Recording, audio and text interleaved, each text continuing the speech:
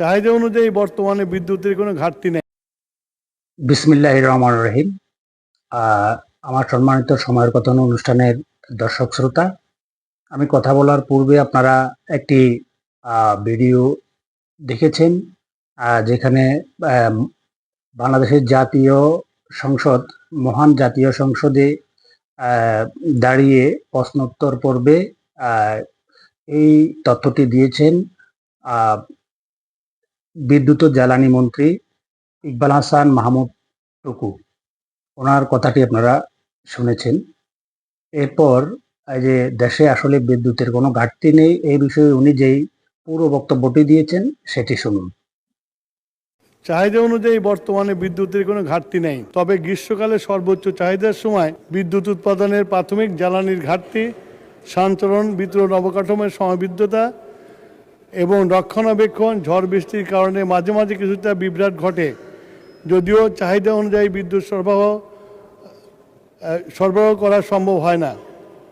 বিদ্যুৎ চাহিদার উত্তরোত্তর বৃদ্ধি পাওয়ায় গ্রাহকের ক্রমবর্ধমান বিদ্যুতের চাহিদা পূরণে লোডশেডিংয়ে বন্ধ বিদ্যুৎ বিভাগ কর্তৃক গৃহীত কার্যক্রম পরিকল্পনা সমা নিম্নে বর্ণিত হলো।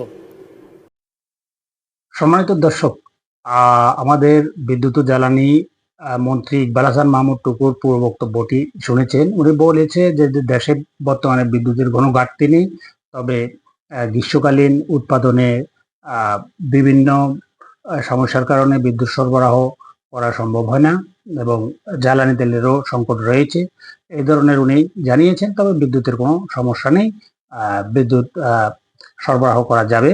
তো এই কথাটি উনি বলেছেন। এরপর উনি আরেকটি বক্তব্যে কি বলেছে সেই বক্তব্যটি শুনুন, এরপরে আমি আমার কথাটি তুলে ধরবো। 8টার পরে যেটা বন্ধ করতে বলা হয়েছে, সারা পৃথিবীতে এখন সবাই সাশ্রয়ী হয়েছে, সেই জন্য আমরাও সাশ্রয় করার জন্য জনগণকে অনুরোধ করছি। দর্শক, মহান জাতীয় সংসদে আমাদের বিদ্যুৎ ও জ্বালানি মন্ত্রী ইকবাল হাসান মাহমুদ টুকু বলেছেন যে 8টার পরে কিছু এলাকায় অথবা কিছু স্থানে বিদ্যুৎ বন্ধ রাখার জন্য বলেছে। যেহেতু সারা বিশ্ব এখন বিদ্যুৎ সাশ্রয়ে এই কাজ করে যাচ্ছে, সেহেতু আমাদেরকে ওইটি করতে হবে। তো আপনি বলছেন যে আমাদের বিদ্যুতের কোনো সংকটে নেই।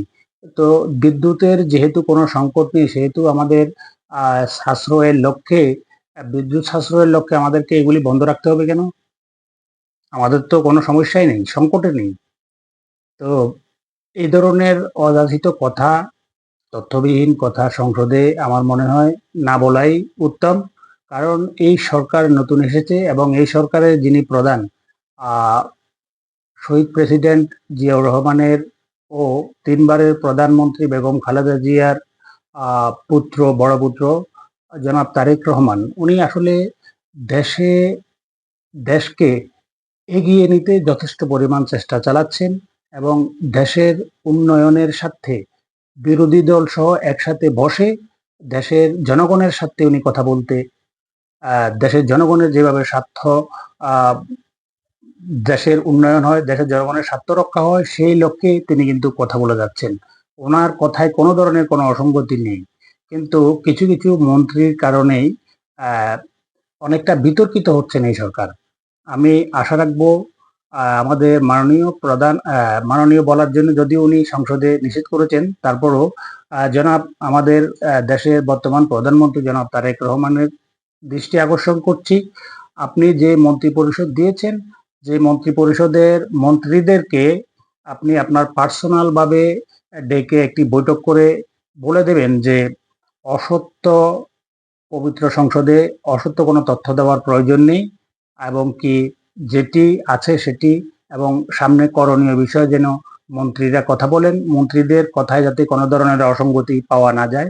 এই যে গত কয়েকদিন আগে স্বরাষ্ট্র মন্ত্রী সালাউদ্দিন আহমেদের একটি কথায় সারা জাতি মানে একটা বিভ্রান্তিকর পরিস্থিতিতে পড়ে গেছে, যে উনি যে বক্তব্যটি দিয়েছেন জুলাই সনদ নিয়ে, যে এটি আমরা আসলে তখনও চাইতাম না, নির্বাচনের কারণে সবকিছু মেনে নিয়েছি, আমরা স্বাক্ষর করেছি, এই ধরনের অযাচিত বক্তব্য দেওয়ার কোনো প্রয়োজন আছে সংসদে? আমার মনে হয় নেই। আমি মাননীয় প্রধানমন্ত্রীর আবারও দৃষ্টি আকর্ষণ করে বলছি, এই ধরনের যারা বিভ্রান্তি ছড়াচ্ছে ওই মন্ত্রীদের লাগাম টেনে ধরুন, ওদেরকে বলুন একটু শালীনতা শালীনতা বজায় রেখে সংসদে, মহান জাতীয় সংসদে কথা বলুক। সবাইকে আবারও প্রীতি ও শুভেচ্ছা জানিয়ে বিদায় নিলাম। সময়ের কথন অনুষ্ঠানটি দেখার জন্য আমন্ত্রণ রইল। আসসালামু আলাইকুম ওয়া রাহমাতুল্লাহি ওয়া বারাকাতুহু।